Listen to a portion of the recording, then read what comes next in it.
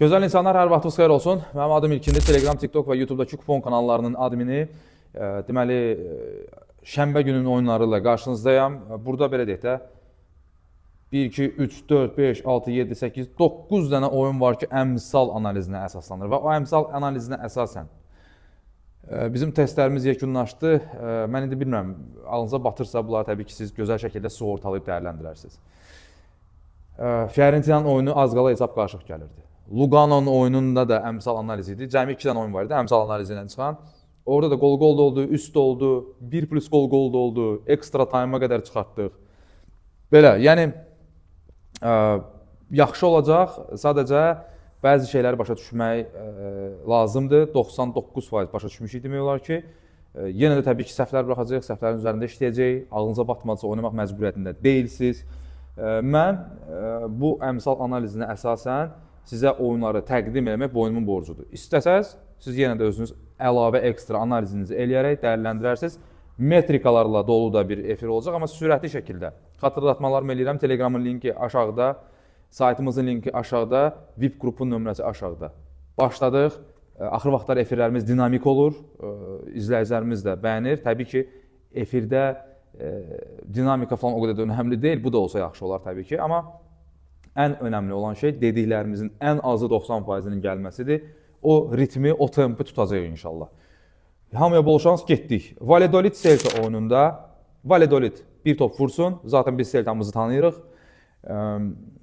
Valladolid məncə uduzmayacaq, amma bu uduzmayacaq analizindən biraz uzaqlaşıram. Valladolid'ə hava su kimi gol lazımdır və onun golunun 1.47 əmsalı var. Mən onu götürdüm. Ağlınıza batırsa, əmsal analizinə əsasəndir bu. Zaten Celta bilirsiniz ki, İspanya La Ligasında ən çox gol oynayan 2 komandadan biridir. Amma biz bunun üzərində statistikaların, belə deyək, metrikanın bu tərəfini heç vaxt dəyərləndirmirik. Çünki filan kəs gol, ancaq gol oynayır. Qardaş, bu nə vaxtsa dayanmalıdır axı bu gol. Və yaxud da ki, 2 həftə, 3 həftə dayana bilər axı bu gol. Ona görə də maraqlı metrikalar önəmlidir.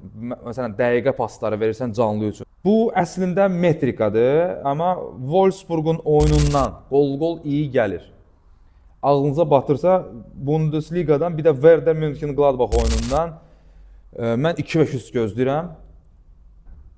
2.5 üstün də əmsalını ekranda görürsünüz, 1.51'dir və keçirəm Premier Ligaya. Everton West Ham oyunundan, yəni burada bla lazım deyil də. Görürsünüz, Augsburg, Everton sürətli şəkildə. Everton West Ham oyunundan Everton hər hansı bir hissəni qazanır. Götürəcəm. Uduzmazın əmsalı o qədər də yüksək olmamalıdır. Buna baxmadım açığı. Everton hər hansı bir hissəni udar, Evertondan qələbə gözləyirəm. Belə. Sonra deməli Manchester City Brighton oyunundan isə belə bir şey metrika var və əslində ağlıma batdı City'nin son gedişatına görə. City time'da vurar. Açması deyim sizə nədir? Ən çox ev oyunlarında birinci hissədə ən çox gol vurulan komanda Manchester City'dir Premier Ligada. Ümumi total olaraq götürəndə də, bütün oyunların götürəndə 2.23 gol bəndində oynayırlar, belə deyək. City'nin ev oyunları belə bir startlarla bizi sevindirir həmişə. Həmişə yox, yəni totalda gördüyünüz kimi statistika üzrə birinci edədilər Premier Ligada. Birinci hissədə City vurar, qəşəng əmsaldır. Hə, xoşunuza gəlməsə, bəyənməsəz, canlıdan güdə bilərsiniz bu oyunu. Birinci hissədə 1.5 üstü məsələn. Sonra 1.93 əmsaldır bu arada, 1.5 üst birinci hissə. Southampton Wolverhampton oyununda isə belə bir metrika var ki, Wolverhampton'ın səfər oyunlarında birinci hissədə 1.93 gol vurulur birinci hissədə. 1 üst seçimi var birinci hissədə. Bu da 1.55 əmsaldır. Ağlınıza batırsa, Wolverhampton vurarmı? Wolverhampton time'ların komandasıdır. Bunu hamımız bilirik. Southampton'dakı təhlükəlidir, amma Wolverhampton biraz açıq oynayan komandadır deyə, rahat oynayan komandadır deyə Wolverhampton'un tam istədiyi də rəqib budur. İstəsəz bunu da yenə də canlıdan dəyərləndirə bilirsiniz. Sonra deməli 19-15-də belə bir oyun var. Mallorca Espanyol oyunu. Burada açığı belə deyim də, Championship'də 19-0-0-da və Şotlandiya Premiership'də hərəsindən bir dənə oyun var. Onlara yazdım kənara görüm nə olacaq onların axırı. Hə, məsələn, səhərsi gün çıxıb deyirəm ki, məsələn mən VIP qrupda elə eləyirəm də, səs atıram ki, yox qardaşlar, bu gəlmədi, artisti eləməyəcəm ki, gəlirdi deyə atmadım falan. Yox, çünki bunun səhərlikdə var axı. Deyəcəklər at da, bəs nə olur? Gəlsə bu oyunlar, çıxıb burada deyəcəm ki, bazar günü məsələn də, bazar günü buraxılışında, hə, Şotlandiya işləyir, Premier Championship işləmir, belə deyək də, hamının dilindən desək. Test edəcəm bunu. Sonra, hə, Mallorca İspanyol oyununa isə Alaves İspanyol oyununun əmsalları açılıb. Bu məni ümumiyyətlə, belə deyək də, İspanyol uduzmaz. İspanyolun bir topu ağlınıza batırsa, varsa əmsalı, biraz qaça-qaçayım deyə baxmadım açığı. Montaj eləyib baxacam və yerləşdirəcəm də əmsalları. Və məncə bu seçimlərin üzərində dayansaq bəs eləyir. Sonra 19:30-da Gil Vicente Santa Clara oyunu. Fərqli 4 liqadan 4 dənə oyun çıxdı, hamısı gol. Gil Vicente Santa Clara oyunu, ağlınıza batırsa. Orada paralel Braga'nın oyunu da var və oradan işə çıxmadı açığı. Sonra deməli vaxtları burada metrika ilə əmsalları ayrıca yazmışam deyə tutuşdura gedirəm. Mən belə başa düşdüm ki, Milan Como oyununa keçirik. Hə, burada bir canlı pas olacaq. Çünki Milan bilirsiniz də mənə axır vaxtlar güvən vermir. Como isə stabil vurur. Como'nun bir topunu göz ardı eləmişəm. 1.34 əmsaldır. Niyə göz ardı eləmişəm? Ümumiyyətlə Como'nu tanıyırıq, Milanı tanıyırıq. Milanın problemlərini bilirik.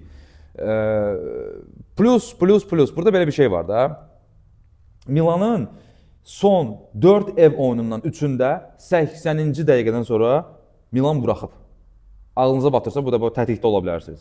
Bəlkə elə Milan həmin intervalda vurdu. Bilmirəm, baxın özünüz. Bournemouth Brentford oyununda isə açığı əmsallar xoşuma gəlmədi. Nəyə görə? Amma yəni ümumi oyuna asılan əmsallar xoşuma gəlmədi. Bournemouth Brentforddan oynayır. Brentford yaxşı komandadır, eyvallah. Amma Bournemouth'u tanıyırıq da. Evan Nilsson da qayıdı, bax, keçən oyunda coşdu. Bournemouth'un son 6 liqa oyunundan 5-də belə bir tendensiya var. Birinci hissədə düz bir qol vurulub. Məncə o qolu Bournemouth vuracaq. Evindədir deyə yox. Bournemouth'u tanıyırıq. Bournemouth əla komandadır həqiqətən və ən yaxşı sözlərə layiqdir. Brentford da indi olduğu materiallardan istifadə edir, oynamağa çalışır da. Məsələn, Brentfordun bu transfer dönəmində yayda satışdan hədəflədiyi pulu görmüsünüz yəqin ki. Orada söhbət 200 milyondan falan gedir. Mbeumo'su var və s. və axır. İndi Yusuf Akçiçeyə məsələn istəyirdilər şeydən, Fənərbağçadan. Orada bəzi detallar vardı, nüanslar vardı, razılaşmıyıblar. Amma Brentford aşağı məbləğlə gəlmişdi, qapını döymüşdü. Mən bilirdim ki, Fənərbağçə razılaşmayacaq onsuz da. Və bu Yağız Sabuncuoğlu'nun sözləri də elə. Mən Yağızdan 2 gün qabaq onu başqa bir səhifələrdən oxumuşdum. Onlar da xarici səhifələrdir, peşəkarlardır, əjdahalardır. Yağız da peşəkardır, bir şey deməm, amma yəni onlar konkret raportlarla çıxardıb qoyurlar hər şeyi ortalığa. Villarreal Real Madrid oyununda isə belə bir əmsal analizi var. Baxın. Hə. Villarreal Real Madrid. Deyirlər ki, bu komandaların son 5 qarşılaşmasında Real Madrid özü 2 top vurub. Amma Real da Çempionlar Liqasından yorğun gəlib axı. Hə, Villarreal'ın ev oyununa görə bəlkə olar, Bellingham da qayıdıb. Vurarsa zaten vurmalıdır Real. Çünki çempionluq yarışması orada qızışıb əməlli başda. Baxa görə vuracaqmı? 1.62 əmsaldır. Real'ın 2 topu ağlınıza batırsa. Bu metrikadır yenə də, əmsallarla bir şey çıxmır. Məsələn, Anje Monaco oyununda da belə bir şey var ki, 2025 girəndən Monaco'nun bütün oyunlarında birinci hissədə elə bir oyun olmuş ki, birinci hissədə gol olmasın. İndi bunun əmsalı varmı? Yox. 1.10 neçədir. Canlıdan dəyərləndirə bilərsiniz məsələn bunu. Torino Empoli oyunu mənə çox maraqlıdır. Milanın oyununu təbii ki gözləyərək. Mən Empolini bir dəfə sizə izah eləmişdim ki, Empoli səfərdə vurduğu qolların mütləq əksəriyyətini səfərdə vurub. Juventus'a həm kubokda, həm liga oyununda vurdu. Özü taimdə vurdu. Torino'da bu il ümumiyyətlə möhtəşəm.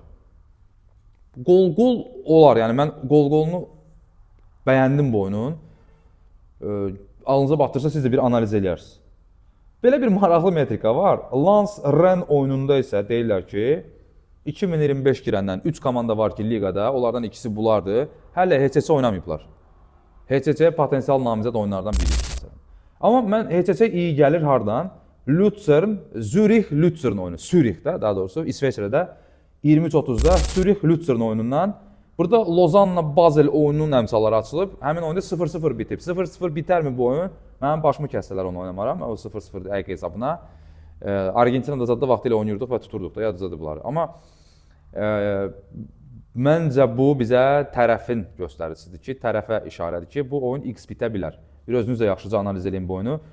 Portodan isə nəhayət ki, qələbə 1-5 üst ən azı gözləyirəm.